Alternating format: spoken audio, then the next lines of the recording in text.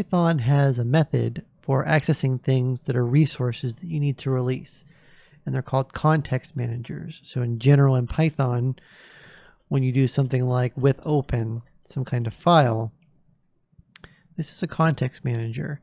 What this allows you to do is open the file without having to explicitly close it. It only will exist within this context, within this block, and as soon as you leave it, it'll be released. So if we've got a text file, then in Python we can simply open it.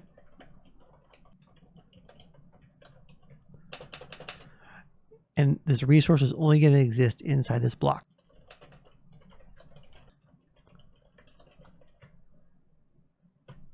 Now lines will exist outside, but this file handle is no longer open. It was closed implicitly. This is a very useful feature, and Python allows you to create your own context managers. So let's write one to demonstrate how this would work. We're going to create a temp class. And the way we want it to work is we want to be able to do something like with temp. And then while we're in this context, we want this to create a temporary directory and move us into it. And then once we're out of this, delete everything and clean it up for us. In general, in Python, you really shouldn't be using working directories, but if you need to, so let's say you're calling an external application that you have no control over that's going to be dumping files to your current working directory, something like this could come in handy.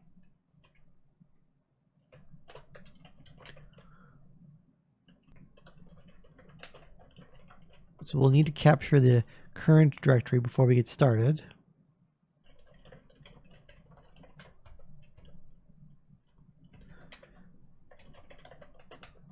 And there's lots of different strategies you could use to create a unique directory name. I'm going to use UUID because I think it's pretty slick. This will create a unique identifier, and it's a very long string. If you were super paranoid, you could do something like include the timestamp or the PID in here as well, but for now this is sufficient. So to create a context manager class, a class that acts as a context manager, you need to have two special methods. You need to have enter and you need to have exit. Now enter doesn't have any calling arguments, but exit does. So you need to make sure you include this, or when you try to use it, you'll have problems. So when you're writing this, something you want to do is you want to put this return self in here right away, because if you want to be able to do this as something, if you want to reference this as an object inside the context, you're going to need this. If you don't return self here, this will not work. So something to keep in mind. So when I'm writing these, I tend to do the return self right away so I don't forget. So we will create the temporary directory, and then we'll move into it.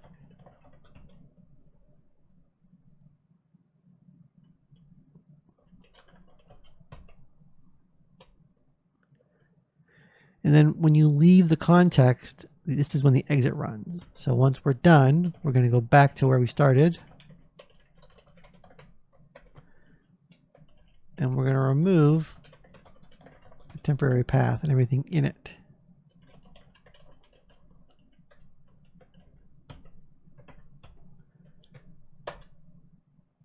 Now when I do this as TMP here, since I'm returning myself, then this will be assigned to a temp object. So if I want to be able to access the actual path in here, I need to provide a way to do that. I could in theory return the thing that I want this to be, but in general it's better practice to return the object and then create properties or methods on that object that you might want to do inside the context.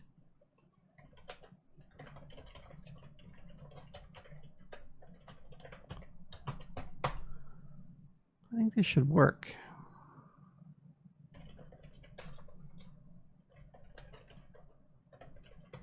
So you'll see the current directory is in my home directory.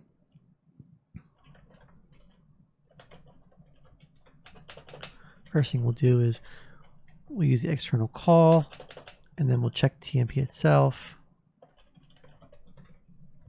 and they're the same. So this showed that as we went into this context, it really did change, and it changed to reflect what my object thought it was going to be. But if I look,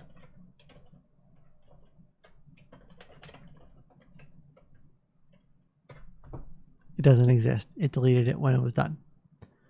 So this is a context manager. Remember, you need the enter and the exit.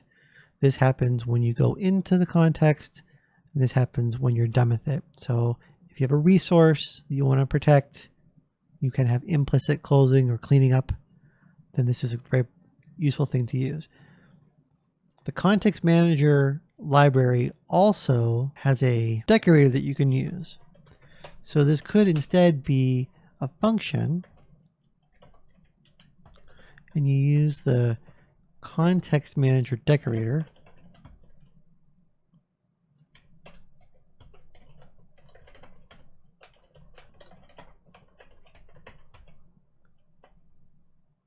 And the code is going to be similar.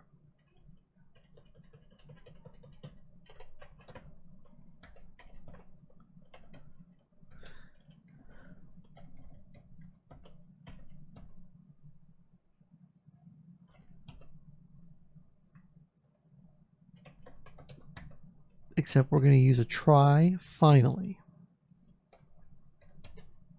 So that essentially does the enter and exit all in one.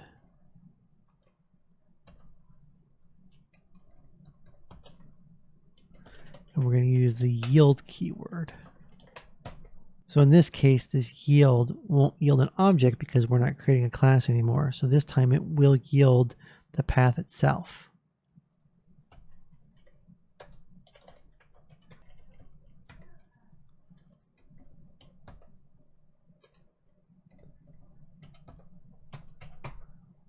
So this should work the same way.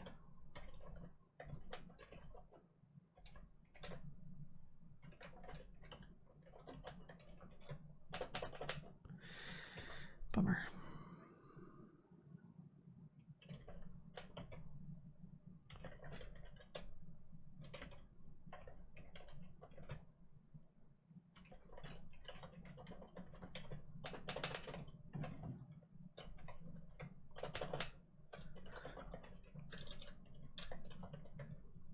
So in this instance, remember, this is going to be set to whatever is yielded here. In this case, a pathlib path object.